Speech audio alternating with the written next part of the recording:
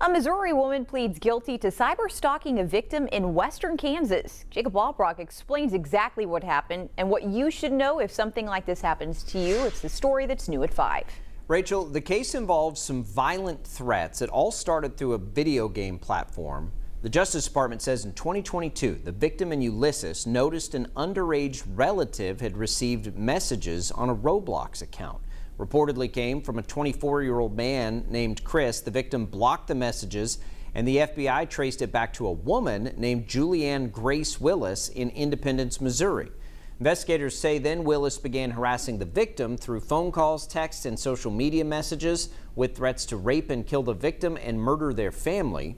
She's also accused of using fake dating profiles to cause men to show up at the victim's home expecting a date.